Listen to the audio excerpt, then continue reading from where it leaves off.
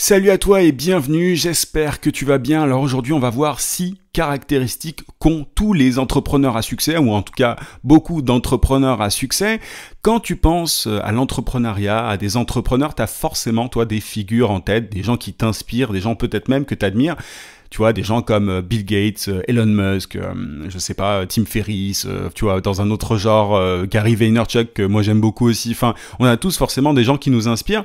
Et au-delà de l'admiration, tu vois, au-delà du simple fait de se dire, ah, si seulement j'avais le même succès, ce que je trouve intéressant, moi, c'est d'essayer de déconstruire le succès de ces personnes-là, parce qu'elles ont forcément des choses en commun, il y a forcément quelque chose qui les lie, tu vois, dans leur approche, dans leur façon de penser, et c'est le but de ce podcast, c'est de partager avec toi mes réflexions par rapport à ça, tout simplement. Donc, la première caractéristique qu'on peut retrouver chez les entrepreneurs à succès, pour moi, c'est que ces personnes pensent que le passé ne détermine pas forcément l'avenir. Il n'y a pas de fatalisme. Je vais te donner le petit exemple, si on peut appeler ça un petit exemple, mais de celui d'Evan Williams, le fondateur de Twitter. Je sais pas si tu le sais, mais avant de créer Twitter, donc qui est un énorme succès, même si pour moi c'est pas la meilleure plateforme du monde, tu vois, la meilleure plateforme de réseaux sociaux au monde, c'est pas la meilleure, mais c'est quand même un énorme succès. C'est un mec qui a réussi. Cette personne-là, elle a créé auparavant une plateforme de podcasting qui s'appelait Odeo, et peu de temps après, quelques mois après, il y a iTunes qui a été créé par Apple. Donc Odeo est forcément totalement disparu, mais il s'est pas arrêté et il a continué jusqu'à créer Twitter qui est un succès énorme. Donc voilà. Son premier échec, enfin c'est pas son premier j'imagine, mais il s'est pas arrêté là tout simplement. Autre exemple dans un autre genre, Tim Ferriss, tu vois, il a été rejeté par plein d'éditeurs avant de réussir à publier la semaine de 4 heures. T'as forcément déjà lu la semaine de 4 heures, enfin, il y a de grandes chances en tout cas. Tu vois, il y a beaucoup d'auteurs dans ce cas-là. Je te parle de Tim Ferriss parce que c'est une figure, dans l'entrepreneuriat web particulièrement, mais il a été rejeté de nombreuses fois comme d'autres avant de réussir à être publié. Donc, il s'est pas arrêté à cet échec-là. Autre exemple qui est vraiment intéressant, celui-là, c'est Jack Ma, le fondateur d'AliExpress. Je sais pas si tu le sais, mais il a été viré plus de 30 fois avant de fonder, tu vois, cette énorme boîte. Donc, c'est encore quelqu'un qui ne s'est pas arrêté au premier échec.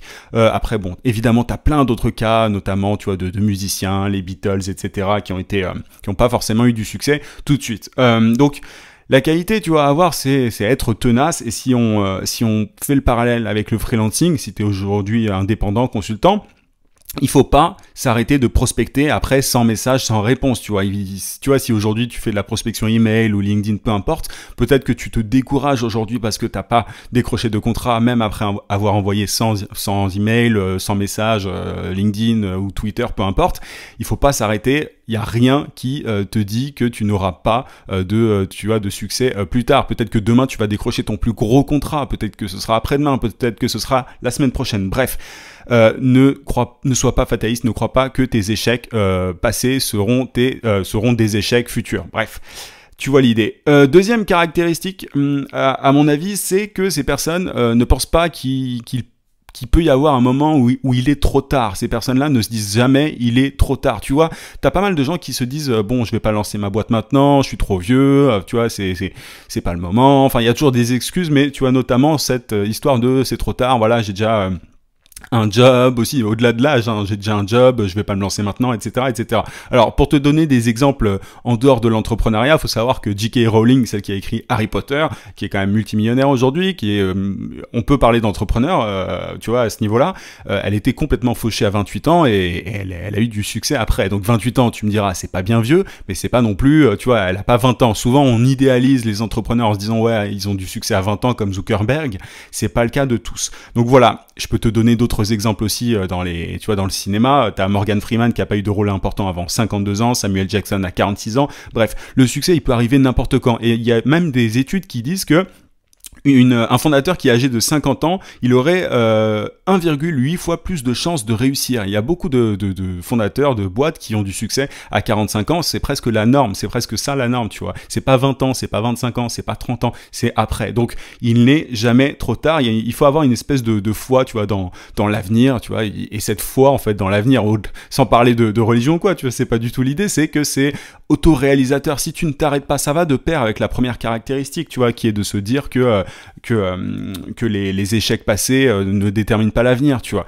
Il faut se dire que tout va bien se passer et tu vois, c'est un peu la loi de l'attraction, même si j'y crois pas vraiment, mais les choses vont mieux quand tu penses de manière positive. C'est un petit peu ça, la logique du truc. Alors, troisième caractéristique, ils pensent différemment. Alors ça, je pense que tu en conviendras. Il y a un truc que les Américains appellent le zero-based thinking. C'est le fait, tu vois, de réfléchir en se posant la question, qu'est-ce que je ferais si je devais recommencer à zéro? Ça, c'est un truc qui est extrêmement utile pour les entrepreneurs. Moi, c'est quelque chose que j'essaye d'appliquer le plus possible, notamment quand on me pose des questions, tu vois, quand un freelance vient vers moi et me dit qu'est-ce que je devrais faire. C'est aussi comme ça que t'évites l'emprise du passé, tu vois, en te disant à chaque fois comment est-ce que je fais pour, tu vois, voilà, en repartant à zéro, en recommençant à zéro, quelle est la meilleure action à faire pour avancer, tu vois, ça te permet de mettre vraiment de côté tout ce que tu as fait par le passé et d'avancer, d'être, voilà, toujours dans cette approche positive et dynamique. Tu vois, si je te prends un exemple qui est au-delà de l'entrepreneuriat, Van Gogh, il était missionnaire avant jusqu'à 37 ans, il a changé de vie, il est retourné à l'école, en école d'art, à 37 ans, tu vois. Et Van Gogh, on sait maintenant qui c'est, et c'est un mec qui allait en école d'art à 37 ans. Donc, tu vois, il est reparti à zéro à 37 ans. Et ça, tout le monde n'est pas capable de le faire. Tout le monde n'a pas, tu vois, cette comment dire, flexibilité là, tu vois, cette agilité d'esprit et ça permet, tu vois, en pensant comme ça, en se disant à chaque fois voilà, si j'en étais à zéro, au niveau zéro, qu'est-ce que je ferais? Ça te permet d'éviter un piège. C'est ce qu'on appelle le coût irrécupérable en psychologie. C'est le fait, tu vois, alors pour t'illustrer ça, quand quelqu'un a beaucoup parié d'argent, par exemple, t'as parié 100 € dans un truc, souvent ce qu'on fait, c'est qu'on va mettre encore plus parce qu'on se dit que c'est trop tard, on est déjà trop engagé dans le truc, tu vois, pour pouvoir faire marche arrière. C'est un petit peu ça que beaucoup de gens vivent, tu vois. Si aujourd'hui t'as déjà un job, tu te dis ouais mais bon voilà, ça fait 10 ans que je suis salarié, c'est pas maintenant que je vais me lancer en tant qu'entrepreneur. C'est un petit peu cette logique et il faut vraiment éviter de penser comme ça. Alors je sais que c'est facile à dire, c'est plus facile à dire qu'à faire, mais en tout cas les entrepreneurs à succès réfléchissent comme ça. Donc à toi de voir, tu vois, à toi de voir si tu te laisses, tu vois, la pression sociale, tout ça, te peser. Mais il faut éviter si tu veux avoir du succès en tant qu'entrepreneur. Autre truc, toujours en parlant d'échecs, parce que tout ça est un petit peu lié, mais les entrepreneurs à succès, forcément, construisent sur leurs échecs passés, au-delà, tu vois, au-delà de se dire que le passé ne détermine pas l'avenir, tout ça, ils construisent sur leurs échecs. Ils ont toujours cette approche ultra dynamique, et notamment Reid Hoffman, qui est le fondateur de LinkedIn. Si tu me suis depuis longtemps, tu sais que LinkedIn, c'est un peu ma plateforme de prédilection. Il a créé, et ça, il y a peu de gens qui le savent, il avait créé un site de rencontre qui s'appelait SocialNet, et qui, du coup, qui a foiré, hein, il a pas eu de succès avec ça, et voilà, il a quand même construit un énorme réseau social qui s'appelle LinkedIn en se basant sur ses expériences tirées de la construction entre guillemets de SocialNet. Et tu le sais sans doute, mais LinkedIn a été revendu 26,2 milliards de dollars à Microsoft, ce qui n'est pas rien. Donc le vrai échec, et ça c'est un truc que je dis de temps en temps, mais le vrai échec c'est vraiment au final, c'est de refaire la même erreur, tu vois. Il s'agit et il dit quelque chose qui est assez intéressant, je me suis pas noté la citation là, mais Reid Hoffman, il dit que voilà, il faut d'abord sauter de la falaise en tant qu'entrepreneur, et c'est après que tu construis, alors la fusée ou le parachute, je crois qu'il parle de parachute. C'est après, tu te lances et sans avoir peur de l'échec, et c'est après que tu construis le truc pour amortir ta chute ou alors pour décoller, tu vois. C'est plus positif vu comme ça. Mais il faut pas avoir peur de l'échec et il faut voilà être toujours construire sur tous tes foirages et voilà tirer des leçons constamment. Moi, je me retrouve souvent dans des situations où je peux retomber dans le trou dans lequel je suis déjà tombé par le passé, mais j'évite parce que il y a que les ânes qui tu vois qui repassent par le même chemin. Donc évite, contourne les obstacles que tu as déjà découverts par le passé, et c'est comme ça que tu progresseras bien plus vite. Mais c'est pas grave de se foirer une première fois, et il faut même se foirer une première fois. Comme je te le disais, tu vois, t'as beaucoup de fondateurs qui à 45 ans ont du succès, c'est pas pour rien, c'est parce qu'ils se sont beaucoup foirés par le passé et ils savent exactement où est-ce qu'il faut contourner les obstacles. Donc voilà pour ce point-là. Ces entrepreneurs à succès construisent sur leurs échecs passés, donc sur le passé. Autre chose dont je parle de temps en temps sur le podcast, mais c'est que ces personnes apprennent, elles se forment. La connaissance, c'est vraiment le carburant du succès. L'apprentissage, la formation, c'est le carburant du succès. Je sais pas si tu le sais. Alors, il y a une phrase qui est intéressante que les Américains adorent, enfin les entrepreneurs, c'est « The more you earn », pardon, The more you learn, the more you earn. Plus tu apprends, plus tu gagnes. Tu vois, j'ai inversé, mais parce que learn et earn, c'est très proche. Donc, plus tu apprends, plus tu te formes, hein, si on traduit pas trop littéralement, plus tu gagnes. Et je sais pas si tu sais, c'est ce que je voulais te dire, Bill Gates, il lit 50 livres par an. Alors, pour certains, ce sera pas beaucoup, pour d'autres, ce sera énorme, mais voilà, 50 bouquins, pardon, pas 50 ans, c'est quand même pas mal pour quelqu'un qui est particulièrement occupé. Warren Buffett, il lit entre 600 et 1000 pages par jour. C'est énorme. Enfin, alors, il a un certain âge aujourd'hui, mais je me demande encore, c'est d'ailleurs s'il est vivant, je veux pas faire de bourde, je sais pas. Désolé, mais 600 à 1000 pages par jour en tant qu'entrepreneur, c'est quand même beaucoup.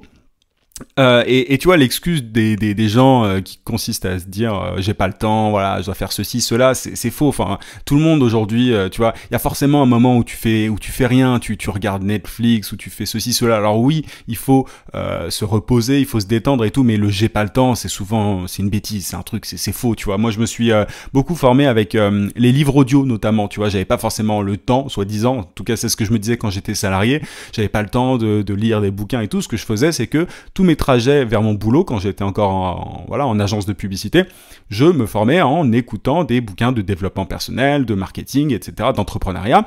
Et du coup, je finissais par adorer, vraiment, adorer mes trajets en métro parce que ça me permettait de me former, d'apprendre de nouvelles choses. Donc, tu vois, si tu connais pas les livres audio, moi, je t'invite à te pencher là-dessus. J'ai aucun partenariat ou quoi avec ça, mais c'est vraiment, tu vois, t'as par exemple notamment Audible, qui est très bien. Bref, t'as beaucoup de livres en entrepreneuriat, en développement personnel qui sont en audio, donc c'est vraiment cool, notamment quand tu fais ta vaisselle, c'est pas mal. Moi j'écoute des podcasts et tout aussi quand je fais ma vaisselle ou quand je fais autre chose. C'est quand même, voilà, l'excuse du j'ai pas le temps, elle est de moins en moins tenable, si tu veux.